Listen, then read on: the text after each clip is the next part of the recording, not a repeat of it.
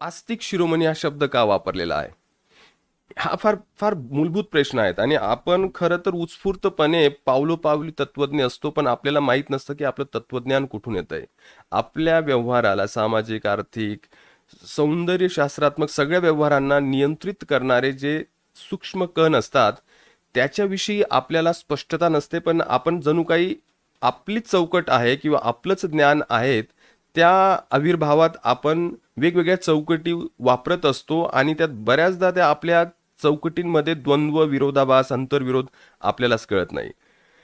आणि गेल्या 3-4 महिन्यांपासून मी पाश्चात्य तत्त्वज्ञानावरती जे मी लेख लिहितो आहे आणि त्याला ज्या प्रतिक्रिया येत आहेत आणि ज्या प्रतिक्रियाचा जो बऱ्याच आपले जे वाचक मित्र आहेत. आवाज बंद झाला का? हे तांत्रिक टेक्निकल ज्या गोष्टी आहेत, इथं बंद झाला होता का? आवाज येतोय का माझा आता? हो हो. हा. तर गेल्या 3-4 महिन्यांपासून जो मी अनुभव घेतो आहे की मी पाश्चात्य तत्वज्ञानाविषयी लिहितोय आणि एक शब्द सुद्धा मी भारतीय तत्वज्ञानाविषयी वापरत नाही, तरी सुद्धा मला ज्या प्रतिक्रिया येतात त्याच्यात वेगवेगळ्या पद्धतीने पॅरलल ड्रॉ केले जातात, वेगवेगळ्या पद्धतीने समान धागे तिथं अधोरेखित केले जातात. आणि तसंच मी जेव्हा एपिक्युरस विषयी एक लेख लिहिला, त्याला जे जगदीश काबरे आहेत त्यांनी सविस्तर पत्र लिहिलं आणि एपिक्युरस की हे फार महत्त्वाचं, एपिक्युरियन फिलॉसॉफी फार महत्त्वाचं तत्वज्ञान आहे आणि एपिक्युरस हा फार महत्त्वाचा तत्वज्ञ आहे, ज्याच्यावर कार्ल मार्क्स यांनी PhD केली होती. आणि एपिक्युरसचं ॲटमिझम जे म्हणतो आपण, अनुवाद म्हणतो, किंवा जो भौतिकवाद आहे, त्याला तिथं गेल्या आधुनिक काळात कशी प्रतिष्ठा प्राप्त झाली पाश्चात्य तत्वज्ञानात.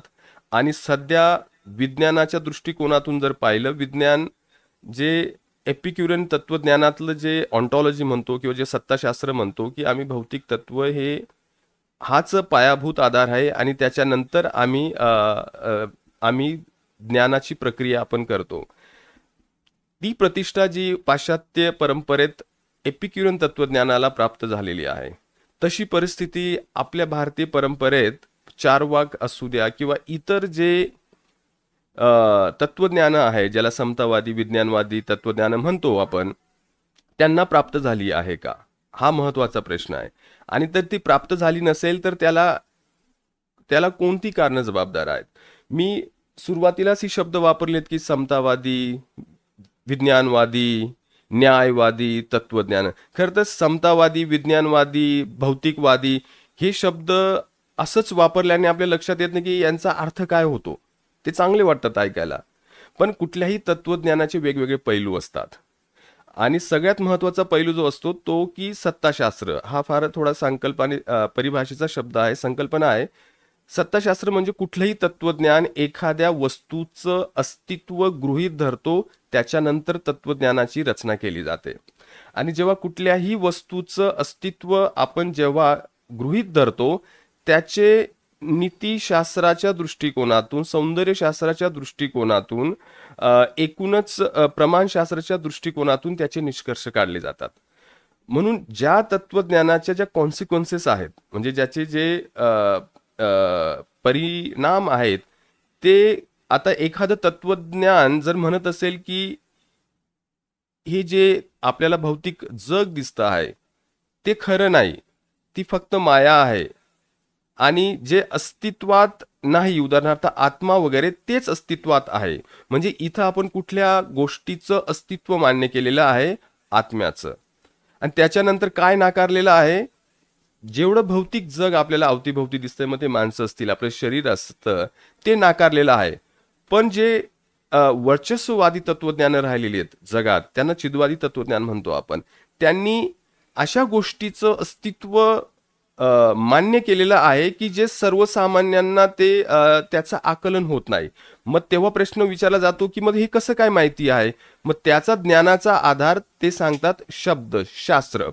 आणि तो शास्त्रांचा अधिकार कोणाला, तर ठराविक लोकांना. ही सगळी अशी रचना जी आहे, जेव्हा तुम्ही काहीतरी मान्य करतात त्याच्यातून मग ती नैतिक त्याचा निष्कर्ष निघतो, त्याचा व्यावहारिक निष्कर्ष निघतो, त्याचा ज्ञानात्मक निष्कर्ष निघतो.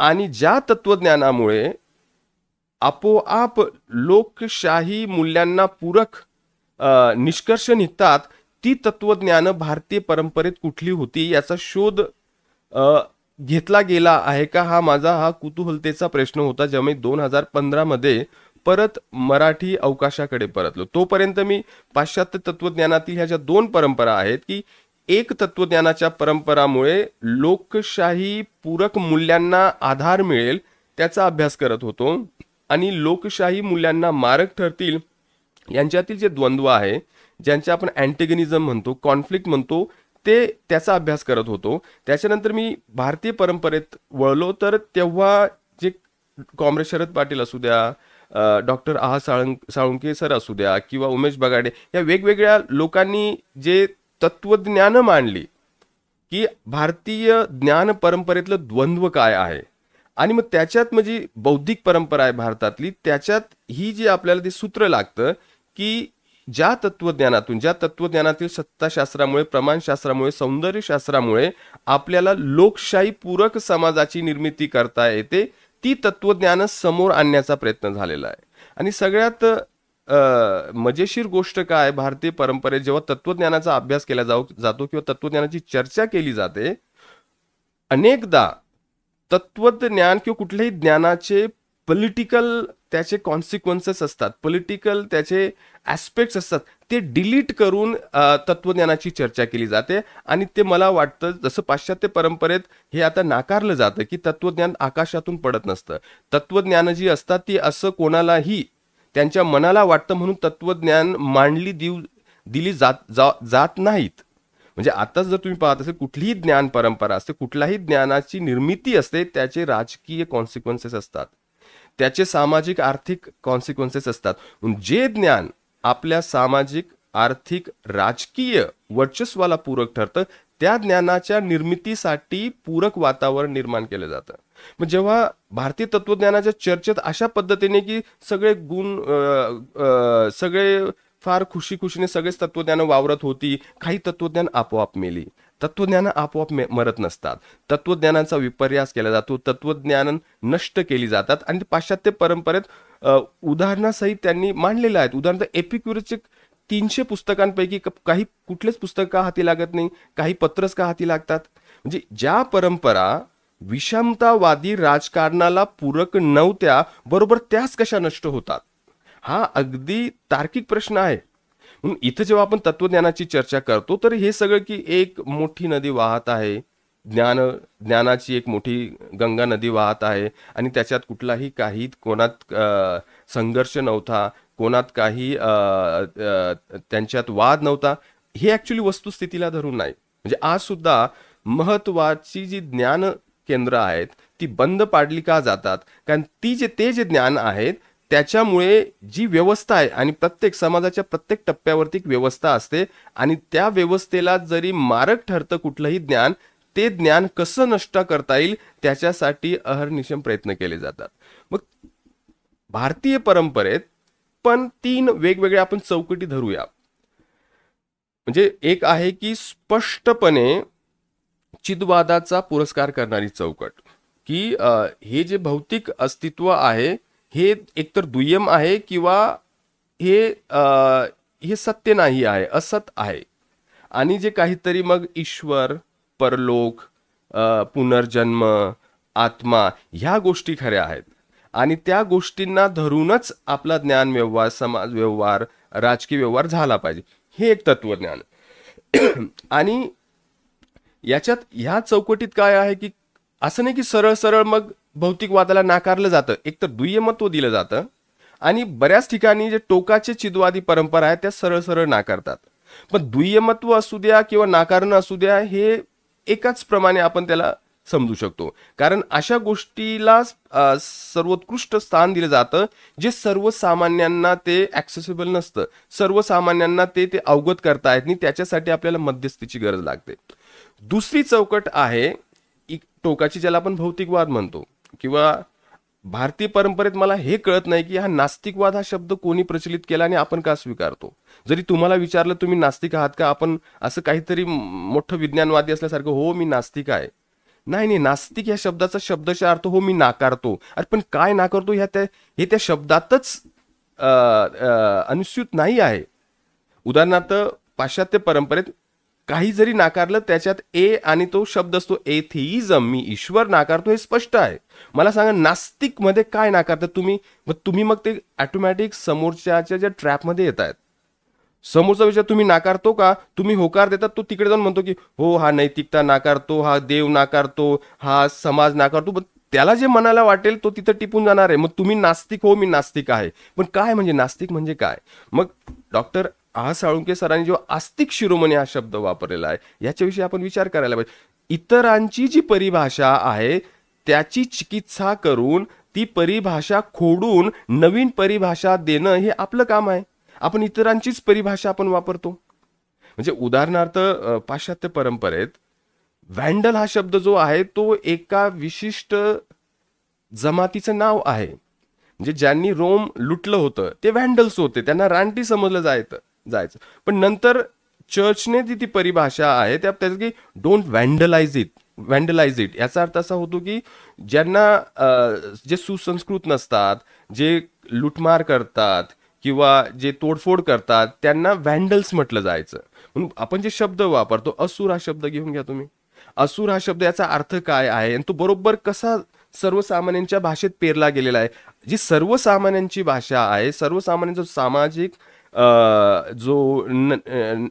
जो राजकीय हा सगळा जो व्यवहार आहे त्याच्यात जे आपली भाषा आहे ते प्रतिबिंब आहे. आणि आपण इतरांची भाषा बोलतो आहोत का, आपली भाषा मुक्तिदायी आहे की आपल्याला बंदी करणारी आहे.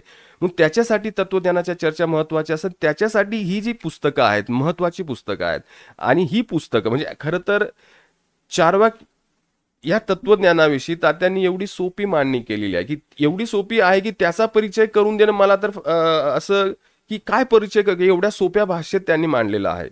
सगळे जे वेगवेगळे चार्वाक तत्वज्ञानावरील जे आक्षेप आहेत, म्हणजे नास्तिक शब्दापासून तर चार्वाक कुठलं प्रमाणशास्त्र मानतात, म्हणजे प्रमाणशास्त्र म्हणजे कुठल्या गोष्टीला ते ज्ञानाचं माध्यम मानतात.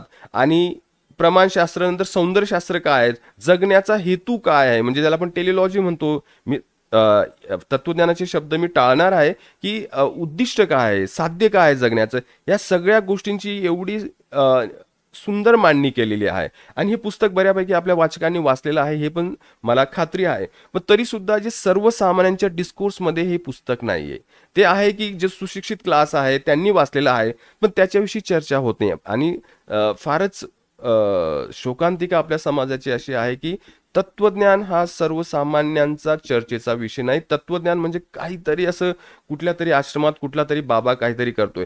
तत्वज्ञान ऍक्च्युली आपलं जीवन आपण जगतो त्याची दिशा, त्याची सगळी सूत्र आपल्या हातात येत आहेत का. म्हणजे आपल्या हातात आर्थिक सूत्र आली म्हणजे आपल्या हातात आपले कंपस आला असा अर्थ होत नाही. तर ज्या तत्वज्ञानांमध्ये आपल्याला लोकशाहीकरणाची शक्यता दिसते ती तत्वज्ञान बरोबर बदनाम का झाली. पाश्चात्य परंपरेत एपिक्युरस तत्वज्ञानाला डुकरांचं तत्वज्ञान म्हटलं जायचं. 5व्या शतकात सेंट ऑगस्टिन तर सरळ सरळ म्हणाला होता की एक वानगी दाखल सुद्धा मी एपिक्युरियन शिल्लक ठेवला नाही. म्हणजे शांतीचा धर्म होता, प्रेमाचा धर्म होता, पण तरी सुद्धा तत्वज्ञान कशी संपवायची त्याच्यासाठी हिंसा सुद्धा लोकांनी केलेली आहे. मग तुम्हाला काय वाटतं की भारतीय परंपरेत ही तत्वज्ञान कशी नष्ट झाली, आपोआप नष्ट झाली का, ही प्रश्न आपल्याला पडायला पाहिजे. आपण जे खचलेलो आहोत, आपली जी गुलामगिरी आहे त्या गुलामगिरीची उत्तरं जे आपल्या बौद्धिक परंपरेत आहेत, पाश्चात्यांच्या साहित्यात भारताची प्रतिमा जी पाहिली मला फार वाईट वाटलं. लुई ड्युमो नावाचा जो सोशिओलॉजिस्ट आहे ज्याचं पुस्तक सगळे पाश्चात्य जे इंटेलेक्च्युअल बऱ्यापैकी वाचतात आणि मान्यता देतात, तो म्हणतो की भारतीय माणूस हा जन्मताच आणि किंवा त्याच्या सोशलायझेशनने विषमतावादी माणूस आहे. म्हणजे भारतीय अवकाशात समतावादी विचार शक्यच नाही. कसं काय त्यांना हे कळलं, त्यांना हे तत्वज्ञान माहिती नव्हतं का. पण 20व्या शतकात पाश्चात्य जो अकॅडमिया आहे त्याला पण लक्षात आलं की भारतीय ज्ञान परंपरेत सुद्धा बरेच असे बंडखोर तत्वज्ञान होऊन गेले आहेत की ज्यांनी की ज्या वस्तुशास्त्रामुळे किंवा ज्या सत्ताशास्त्रामुळे की ज्या आधारभूत तत्वामुळे सगळ्यांना ज्ञानाचा आधार मिळेल तो म्हणजे भौतिकवाद, तो म्हणजे की त्याच्यामुळे न्याय प्रस्थापित होईल, ज्याच्यामुळे सगळ्यांना जीवनावरती आजचा माझा जो लेख आहे सोमवारचा, तो शतदा प्रेम करावे, तोच अर्थ आहे की आपल्याला असं काहीतरी भ्रामक पारलौकिक गोष्टींच्या मागे लागून, आणि जे आपल्याला अशा गोष्टींच्या मागे लावण्यासाठी दिवस रात्र प्रयत्न करतात, ते मात्र भौतिकवादी सुंदर जीवन जगतायत. आणि हा जो समाज आहे तो आधीच नागावलेला आहे, आधीच नाडला गेलेला आहे, तो मात्र त्याच्या भौतिक जीवनाची काही काळजी घेत नाही. ती काळजी कशी घ्यावी, जी तत्वज्ञानं आहेत ती भारतीय परंपरेतली कुठली आहेत ते शोधण्याचं काम डॉक्टर साळुंखे सरांनी केलेलं आहे. असे जे आहेत त्यांचं साहित्य आपल्या लायब्ररीत असलं पाहिजे, आपल्या घरात असलं पाहिजे, त्याची चर्चा झाली पाहिजे. म्हणजे चार्वाक तत्वज्ञान जरी असलं ते काही अंतिम नव्हे, कारण चार्वाकांनी पण किंवा आता गौतम बुद्धांनी पण काय त्यांचं तत्वज्ञान अंतिम मानलेलं. अत्तदीपभव काय आहे, ही तत्वज्ञानं जे आहेत ती लिबरेटिंग आहेत, ही तत्वज्ञानं जी आहेत ती मुक्तिदायी आहेत, ती खरं तर आपल्या जीवनाला काहीतरी सार्थकता प्राप्त करून देणारी आहेत. पण ज्या तत्वज्ञानात स्वतःच्या मुक्तीची किंवा स्वतःच्या अस्तित्वाचे किंवा स्वतःच्या समृद्धीचे, स्वतःच्या सुखाचे किल्ल्याच आपल्या हातात नाहीत, ते तत्वज्ञान काय कामाचं आहे? त्या तत्वज्ञान तुम्हाला मध्यस्थी लागते कोणाची तरी. आणि हे एवढंच जहाल तत्वज्ञान आहे. या तत्वज्ञानाने ह्या सगळ्या मध्यस्थी करणाऱ्यांवरती प्रचंड प्रहार केलेला आहे, म्हणूनच सगळ्यात बदनाम तत्वज्ञान आहे. मी सांगतो की कुठल्याही ज्ञान परंपरेत 3 चौकटी असं धरून चाला. मी थोडंसे त्याची मांडणी करतोय. या एका चौकटीत शुद्ध चिद्वादाचा पुरस्कार केला जातो, जी बऱ्यापैकी सगळीकडे वर्चस्ववादी राहिले. पण विज्ञान म्हणजे गेल्या 500-600 वर्षात पाश्चात्य परंपरेत त्या चौकटीला माघार घ्यावी लागलेली आहे. म्हणजे आज जरी भारत पाकिस्तान त्या परिस्थितीत जर भारताला जरी कशाची मदत झाली असेल तर ती विज्ञानाची झालेली आहे. ती फ्रान्समध्ये तयार झालेल्या राफेलची झालेली आहे. इथल्या चिद्वादातल्या कुठल्या मंत्राची किंवा कुठल्या यज्ञाची किंवा कुठल्या निंबू मिरचीची झाली नाही. कुठलाही बाबा धावून गेला नाही. जे गावोगावी फलक लावले गेलेले आहेत की हाय करा आणि ते करा, हे कुठलाही बाबा तिथं गेला नाही. तर ही जी पाश्चात्यांनी जी मुसंडी मारलेली आहे, जी आघाडी घेतलेली आहे, तिथं आपण कुठे लागतो? आपण ज्ञानधिष्ठित जगात वावरत आहोत. तिथं जर आपण ज्ञानाला पूरक अशी तत्वज्ञानं पुढे येऊ दिली नाहीत, आपली परिस्थिती काय असणार आहे? बनाना रिपब्लिक झालेलो आहोत. कोणीतरी मूर्ख ट्रम्प आपल्या वतीने निकाल घेतोय, तरी सुद्धा आपल्याला पण, कारण आपले हितसंबंध गुंतलेले आहेत. आपल्याला आपले हितसंबंध महत्वाचे आहेत. समग्र समाजाचं हित कुठल्या तत्वज्ञानांमध्ये आहे? आपल्या भारताची समृद्धीस किंवा सक्षमीकरण कुठल्या तत्वज्ञान आहेत? ती आपल्या हितसंबंधाच्या विरोधात जातात. म्हणून आपण ती तत्वज्ञानांचा पुरस्कार करू नये, ते पुढे येऊ देता कामा नये. आणि ही जी फालतू गँग तिकडून मोठ्या संख्येने आणली जाते, त्यांच्यामुळे काय, आत्ता सध्याच्या ज्या भीषण परिस्थितीत राफेलचा वापर केला ना तुम्ही, मला सांगा की गेले असते 50-100 बाबांना घेऊन गेले असते की यांच्या पुढे कोणाचं जगात कोणाचाही टिकाव लागणार नाही. हा जो शुद्ध बुद्धिवाद आहे, हा जो शुद्ध ज्याला आपण विवेकवाद म्हणतो, तो विवेकवाद ह्या तत्वज्ञानात आहे. पण ते एवढंच जहाल आहे की सर्वसामान्यांना झेपत नाही. पण ती वस्तुस्थिती आहे. म्हणून तिसरा जो मार्ग काढला जातो, जो आपल्याला बुद्धिस्ट तत्वज्ञानात दिसतो, म्हणजे तत्वज्ञान म्हणजे तत्व परंपरा म्हणजे एक चौकट असते आणि त्या चौकटीत एक प्रश्न संचय असतो. त्याच्या अवतीभवती विचार मंथन वगैरे केलं जातं. आणि समजा त्या चौकटीच्या अंतर्गत एक जे सिस्टम ऑफ क्वेश्चन असतं, त्याच्या अंतर्गत आपली चर्चा होऊ शकते. म्हणून मुक्तिदायी, विवेकवादी ही जी चौकट आहे त्याच्या अंतर्गत येणारी तत्वज्ञान कुठली आहेत, म्हणजे बुद्धिझम म्हणूया, हे सगळे एका चौकटले आहेत. चारवाक दर्शन म्हणूया, इवन वैदिक परंपरेतले काही प्रवाह इकडे बुद्धिवादी याच्यात टाकता येतील, पण त्यांना ते स्थान मिळालेलं नाहीये. आणि ह्या चौकटीत सरळ सरळ जरी ह्या बुद्धिवादालाच छेद देणार असेल तर ती दुसरी चौकट ठरते. म्हणजे आता समजा एक चौकट ईश्वर मान्य करते, आत्मा मान्य करते, परलोक मान्य करते, या सगळ्या गोष्टी. दुसरी चौकट सरळ या सगळ्या गोष्टींचा नाकार करते. पण जी मधली चौकट असते की मला ईश्वर नाकारायचं नाहीये, मला आत्मा पण नाकारायचं नाही, पण मला स्वीकारायचं पण नाही. मग ते ह्या तिसऱ्या चौकटीत असे प्रश्न असतात की ते बुद्धिझम मध्ये ती चौकट आढळते आपल्याला. जो एकूणच आपल्या सर्वसामान्यांचं जे जीवन आहे ते कसं जगलं पाहिजे त्याच्याविषयीचा जो प्रश्न संचय आहे, त्याच्या अवतीभोवती चर्चा होते. पण त्यांना जर विचारलं की ह्या चौकटीत ईश्वर, आत्मा, परलोक वगैरे, ते म्हणायचे की आम्ही चर्चा का करावी, आम्ही त्याच्याविषयी चर्चा का करावी. आणि म्हणून बऱ्याच प्रश्नांविषयी ते मौन बाळगलं जातं, कारण ते ज्ञानाचे विषय नाही आहेत. आमचे ज्ञानाचे विषय हे आहेत. आणि पण चार्वाकांनी काय केलं की ह्या चौकटीवरतीच प्रहार केलेले आहे की हे नाहीच. आणि त्याच्यामुळे मग ते सगळ्यात जास्त, आणि जी मधली चौकट आहे ती चिदवादी परंपरेत तिचं अपहरण अतिशय सुलभ असतं. म्हणजे पाश्चात्य परंपरेत स्टोइसिझमचं जे अपहरण कसं काय करता आलं, पण एपिक्युरियन तत्वज्ञानाचं करता नाही आलं. कारण एपिक्युरियन तत्वज्ञान चार्वाक परंपरेसारखं अतिशय जहाल होतं, ते पचवता आलं नाही. जे पचवता येत नाही ते बदनाम केलं जातं. म्हणून ते तिकडे डुकरांचं तत्वज्ञान ठरलं, आणि इथं की तुम्ही कर्ज काढून तूप घ्या, तूप प्या, असं ह्या तत्वज्ञानाचं वर्णन सर्वसामान्यांच्या भाषेत आढळतं. म्हणून हा जो आस्तिक शिरोमणी हा शब्द आहे, आस्तिक याचा शब्दशः अर्थ असा होतो की कशाचं तरी अस्तित्व मान्य केलेलं आहे. आणि ह्या तत्वज्ञानात ज्या सर्वसामान्यांचे जे प्रश्न आहेत, सर्वसामान्यांचे जे जिव्हाळ्याचे प्रश्न आहेत, त्या सगळ्यांचं अस्तित्व मानण्यात आलेलं आहे, म्हणून आस्तिक शिरोमणी ठरतो. फक्त नास्तिक या शब्दात ते नसल्यामुळे आपण नास्तिक वापरताच कामा नये. म्हणून नास्तिक हा जो शब्द आहे, हा शब्द आपण फार कधीही आपण जेव्हा शब्द येतो त्या शब्द आपल्या वतीने कोणीतरी शब्द आपल्याकडे दिलेले असतात, आणि त्या शब्दाकडे आपण त्याला आधी प्रश्नांकित केलं पाहिजे. म्हणून तत्व परंपरेत असे अनेक शब्द असतात. आपल्या भाषेतून आपण आपली सोशल इन्स्टिट्यूशन बोलत असतो, आपलं जात वास्तव आपण बोलत असतो, आपलं लिंग वास्तव आपण बोलतो, अशा असंख्य गोष्टी बोलत असतो. आणि हे जे तत्वज्ञान असतात, म्हणून असं कोणी म्हणता कामा नाही की तत्वज्ञानाचा आमचा काय संबंध. तुम्ही तत्वज्ञ आहात, फक्त त्याची चिकित्सा केलेली नाही.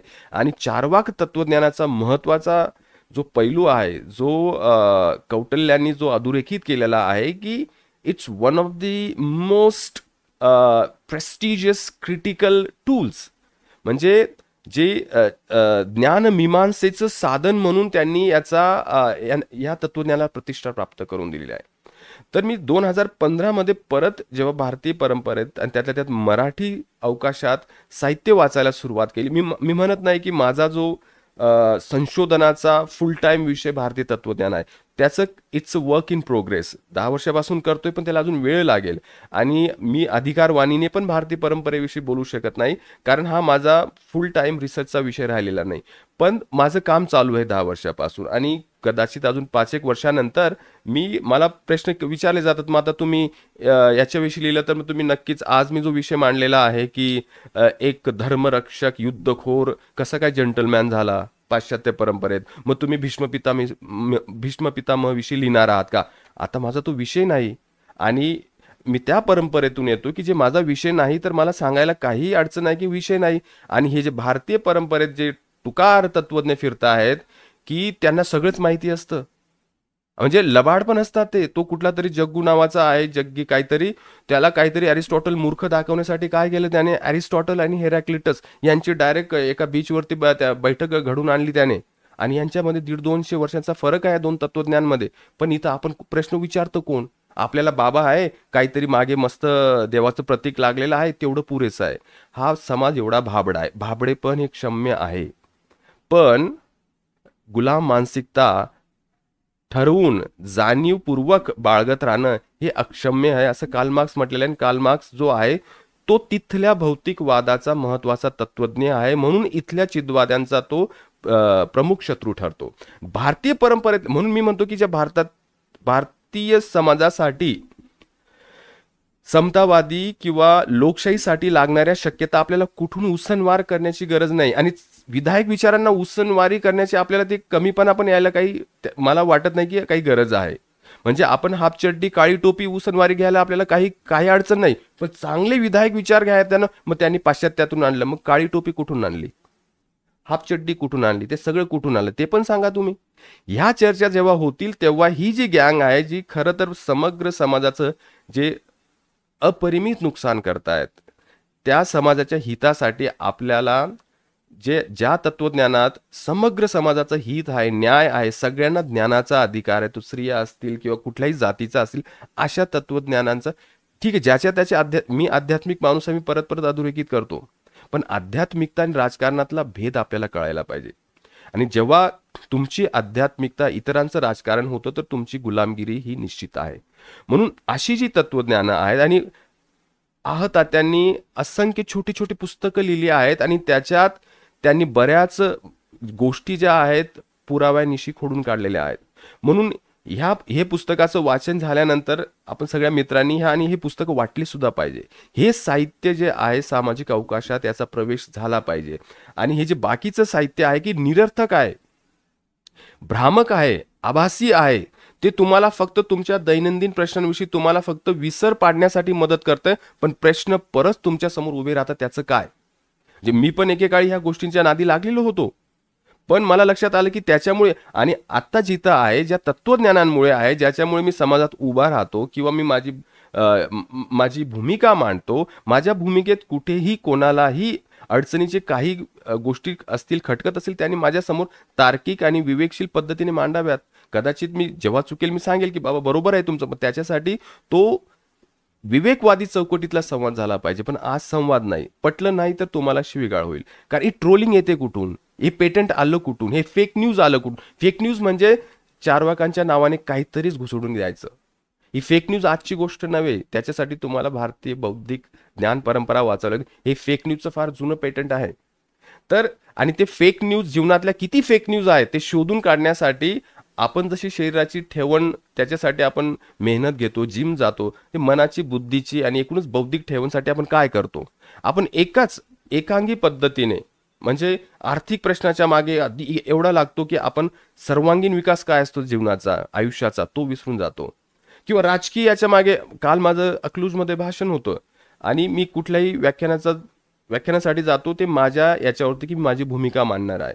म्हणजे तुमची जी फ्रेमवर्क असेल त्याच्यात सूट होईल हे गरजेचं नाही. म्हणून मी काही ठराविक मंच सोडून सगळ्यांची संवादी असतो मी. कारण काही ठराविक जे मंच आहेत त्यांना माहिती मी कोण आहे, त्यांना माहिती मी आणि त्यांना सुद्धा माहिती ते कोण आहेत, एवढं स्पष्ट आहे. म्हणून मला ही जी संधी दिली आणि तात्यांना भेटणं मला प्रत्येक वेळी मी इकडे येतो ते महत्त्वाचं असतं. कारण त्यांच्याशी भेटून मला ऊर्जा मिळते आणि तुम्ही पण हा जो ज्ञानाचा वारसा आहे तो सगळ्यांच्या हिताचा आहे, तो तुम्ही पण तुमच्या परीने पुढे न्यावा. आणि तेवढे 2 शब्द बोलून मी थांबतो. काही एखाद दुसरे प्रश्न असतील तर आपण घेऊया.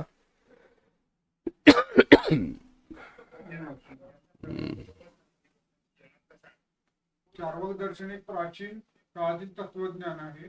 त्याचा प्रभाव सर्वसामान्य लोकांच्या जीवनात कसा आढळतो? हो, फार महत्वाचा प्रश्न आहे. उत्तर देऊ का मी? हो, खरं तर हा फार महत्वाचा प्रश्न आहे. पहिली गोष्ट म्हणजे कुठलंही तत्वज्ञान असं सर्वव्यापी पद्धतीने वर्चस्व गाजवू शकत नाही.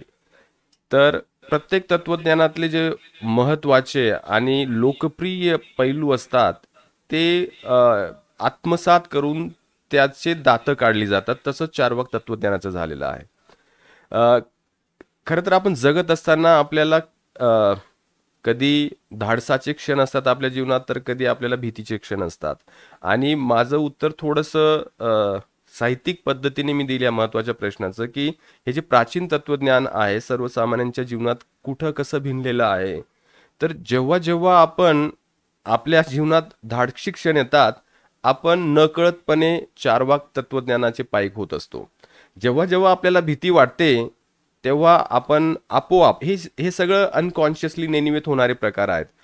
तेव्हा आपण चार्वाकाची कास सोडतो आणि चार्वाक विरोधी छावणीत जातो. म्हणून हा जो लपंडाव आहे आपल्या जीवनातला, कधी आपण फार निर्भय असतो, कुठली भीती वाटत नाही आपल्याला, आणि तेव्हा आपण आपोआप चार्वाकी होत असतो.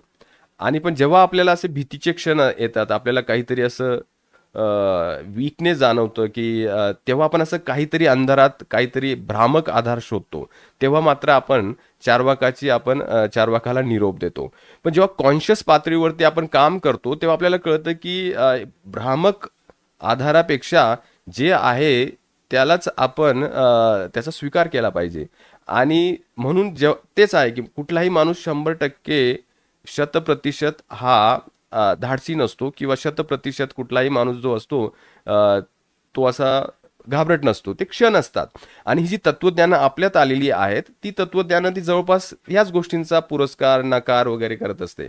तर हे झालं सर्वसामान्यांचं जीवन जे असतं ते एवढं हेट्रोजेनस असतं, ते एवढं आंतरविरोधांनी भरलेलं असतं की आपण एकाच दिवसात 24 तासात 10 वेगवेगळ्या पद्धतीचे तत्वज्ञान जगत असतो. आणि ते खरं तर अ, जे आपल्या जीवनाला नियंत्रित करतायत, कुठंतरी थिंक टँक सारखं काम करतायत, त्यांना हे कळत असतं की इथं आपण ह्या गोष्टींना नाकारायला नको, कारण ही गोष्ट आता लोकप्रिय झालेली आहे. मग त्याच्या जागी काय करायचं, त्याला काहीतरी मुलामा देऊन टाकायचं आणि त्याला आपण अवगत करायचे. तर तत्वज्ञानातल्या ज्या चांगल्या गोष्टी असतात, म्हणून तत्वज्ञानाचं काही वेगवेगळ्या छावणी नसतात, त्यांच्यात सतत द्वंद्व चालत असतं. म्हणून आपण काय असतो की आपण जेव्हा असं एक उथळ पुरोगामी होत असतो, आपण सरळ सरळ काही गोष्टींचा नकार करत जातो. आपल्याला हे कळत नाही की ह्या गोष्टी ज्या आपल्यापर्यंत आलेल्या आहेत, त्या गोष्टींवरती एक मुलामा असू शकतो. कारण कुठलीही एक छावणी जी असतं पूर्ण साहित्याची, संस्कृतीची, जसं मी मागचा जो माझा लेख होता, दी सॉन्ग ऑफ रोलंड, त्याच्यात मी दाखवलं की ख्रिस्ती परंपरेने काय सगळं साहित्याची, संस्कृतीची अशी नव्याने निर्मिती केली नव्हती. जो समाज या धर्मात दाखल होत होता, त्यांचे ख्रिस्तेतर किंवा वेगवेगळ्या त्यांच्या परंपरा होतात, त्यांना मुलामा, पण ज्यांना जे फिलॉलॉजिस्ट असतात किंवा तज्ज्ञ असतात, त्यांना दिसतं की इथं काहीतरी विरोधाभास आहे, इथं काहीतरी अंतर्विरोध आहे. जसं आजच्या लेखात मी म्हटलेलं आहे की 12व्या शतकात जी मातृसत्ताक आणि पितृसत्ताक ह्या द्वंद्वातून जी शिवलरी नावाचा जो कोड आहे, द्वंद्व आहे, तसं आपण आपल्या सामाजिक व्यवहारात जेव्हा आपण सूक्ष्म आपण विश्लेषण करत असतो, तेव्हा आपल्याला हे जे असतात की फार वेगवेगळ्या गोष्टी नसतात, हे एकमेकांमध्ये ते अडकलेले ते अंश असतात. म्हणून चार्वाक तत्वज्ञान हे एक चार्वाक तत्वज्ञान म्हणून जरी पुसलं गेलं असेल, पण तरी ते सर्वसामान्यांच्या जीवनात असतं. ते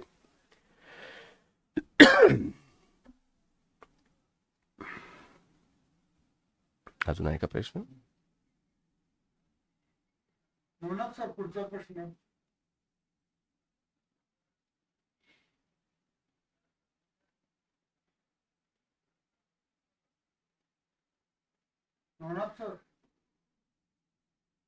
नवनाथ सर, पुढचा प्रश्न. हा, चार्वाक दर्शनाचे वर्तमान काळातील प्रासंगिक मूल्य, प्रेझेंट रिलेव्हन्स काय आहे असे आपल्याला वाटतं? चार्वाक तत्वज्ञानाची दखल पाश्चात्य परंपरेत गेल्या 40-50 वर्षात घेतली गेलेली आहे. आणि जे एपिक्युरियन तत्वज्ञानाचे जे एक्सपर्ट्स आहेत फ्रान्समध्ये, जसं एक मिशेल ओम्फ्रे नावाचा फ्रेंच तत्वज्ञ आहे, त्याने चार्वाक तत्वज्ञानाविषयी पण काम केलेलं आहे. आणि चार्वाक तत्वज्ञानातलं जे ज्ञानशास्त्र, एपिस्टेमॉलॉजी किंवा ज्ञान कशा पद्धतीने आपण आपल्याला जे माहिती असते ते अवगत करतो, ते जे आहे ते आपल्याला माहिती नाही, पण ते विज्ञानाला धरून आहे ते. आणि सध्या विज्ञानाला धरून ज्या ज्या गोष्टी केल्या जात आहेत की विवेकवादाला धरून, बुद्धिवादाला धरून, तर हे तत्वज्ञान खरं तर त्यांचं पाश्चात्य तत्वज्ञांचं असं जे आजचे जे आधुनिक तत्वज्ञांचं असं मत आहे की एपिक्युरियन फिलॉसॉफी वगैरे आणि भारतीय जी चार्वाक परंपरा आहे यांच्यात संवाद राहिलेला आहे. आणि तो संवाद कसा होता आणि यांच्यातली देवाणघेवाण काय होती, त्याच्यावरती पण साहित्य निर्मिती झालेली आहे. जरी आपल्याकडे चार्वाक तत्वज्ञान अजून तरी उपेक्षा असेल, कारण त्याला आपली शैक्षणिक व्यवस्था जबाबदार आहे. कारण शैक्षणिक व्यवस्थेत ज्यांच्या हातात हे सगळे, त्यांना हे द्वंद्व जे आहे ते द्वंद्व अडचणीचं आहे. आणि या द्वंद्वाकडे आपण ऐतिहासिक द्वंद्व म्हणून जर पाहिलं तर कदाचित त्याची चर्चा होऊ शकेल. पण त्या द्वंद्वाकडे जरी आपण एका विंडिक्टिव्ह आणि सूडबुद्धीने जर पाहिलं तर ज्ञानाची चर्चा होणार नाही. पण ह्या द्वंद्वात एक इतिहास आहे, एक अर्थशास्त्र आहे, एक राजकारण असल्यामुळे इथं त्याला पायबंद आहे. पण पाश्चात्य देशांमध्ये त्याच्यावरती चर्चा होते. प्रश्न आहे, पाश्चात्य तत्वज्ञानात चार्वाक दर्शनाचे काही संदर्भ सापडतात का? ते दिला मी. अनेक आहेत. चार्वाक दर्शनाचा काय प्रभाव आढळतो कशावरती? पाश्चात्य तत्वज्ञान. हा, तोच. आधी तर आपण हा प्रभाव शब्दाकडे आपण व्यवस्थित पाहायला पाहिजे. प्रभाव काय असतं की प्रभावामध्ये परत उतरंड असते की असं त्याच्यात आपण एक युनिटरी सोर्स मानतो. जेव्हा आपण प्रभाव म्हणतो की असं काहीतरी एका ठिकाणाहून उगम काहीतरी पावतंय आणि ते प्रभावित करतंय. खरं तर ज्ञान जे आहे किंवा हिस्ट्री ऑफ आयडियाज किंवा ज्ञान व्यवहाराचा जो इतिहास पाहिला तर ते जसं कॉम्रेड शरद पाटील म्हणतात, ते बहुप्रवाही असतं. तर इकडून तिकडे काय गेलं, तिकडून इकडे काय गेलं, हा संशोधनाचा विषय आहे. पण प्रभाव आहे हा जो शब्द आहे, it's loaded with political statement. म्हणजे मग हे श्रेष्ठ होते आणि आमच्याकडून त्यांनी घेतलं. आणि जे लोक ज्ञानव्यवहार अशा पद्धतीने करतात ते अजून मला वाटत नाही की ते प्रॉपर क्रिटिकल चौकटीत गेलेले आहेत. म्हणजे जेव्हा आपण म्हणतो की याचा प्रभाव त्याच्यावरती आहे, तर पहिलं गृहीतक असं आहे की ज्ञानाचा एकमात्र स्रोत आहे, त्याचा एकमात्र उगम आहे. आणि जे फॉल्स असतं, जे अतिशय चुकीची गोष्ट आहे की ज्ञानाचा उगम असा एक प्रवाही नसतो. आणि दुसरं की मग हे शोधणं ते शोधणं तर शोधता येतं तसं, पण त्यांच्यात आता उदाहरणार्थ पाश्चात्य परंपरेनेच ही गोष्ट सुरू केली की त्यांनी सगळ्या जगावरती प्रभाव पाडला. पण तसं नव्हतं. आता जील दलज नावाचा मोठा फ्रेंच तत्वज्ञ आहे, त्याने दाखवून दिला आहे की लायबनिज हा जो तत्वज्ञ त्याच्यावरती भारतीय परंपरेचा किती मोठा प्रभाव आहे. म्हणजे प्रभाव म्हणजे ऍक्च्युली त्याने प्रभाव नाही, की त्याने जे वेगवेगळे ज्या बायफर्केशन्स असतात किंवा मोबिलिटी ऑफ आयडियाज म्हणतो, आणि ती मोबिलिटी आपल्याला काही कळतात म्हणून आपण त्याला प्रभाव म्हणून दाखवतो. अजून काही मोबिलिटींचा आपण शोध सुद्धा घेतलेला नाहीये. तर हे जे समाज वास्तव आहे किंवा हे जे मानवसृष्टी आहे त्याची क्लिष्टता एवढी आहे की आपल्याला जेवढं कळतं म्हणजे त्याचा आपण अंदाज असा लावतो की याने त्यांना प्रभावित केलेलं आहे. आणि हे आपल्याला आता आपण म्हणतो की आपल्यासारखं तिकडे कुठेच नाही, हे ज्ञानाचे वाक्य नाही आहेत. म्हणजे बऱ्याच ठिकाणी महत्वाच्या विचारमंचावरती की आपल्याकडे हे जेवढे मोठे होऊन गेले तिकडे जगात होऊन गेले, यार तुम्हाला काय माहिती जगाविषयी. काल पण 1-2 भाषणात असं चालत होतं. मी म्हटलं बाबा काय माहिती तुम्हाला, की आपल्याकडे हे होऊन गेले त्यांच्याकडे नाही, आपल्याकडे होऊन गेले मान्य, त्यांच्याकडे होऊन गेले याचा आधार काय आहे. म्हणून ही जी बरीच व्याख्यानं होत असतात यांची मेथोडॉलॉजी चुकीची असते. पुन्हा प्रभाव हा शब्द हा पॉलिटिकल आहे, हा सायंटिफिक मानता येणार नाही.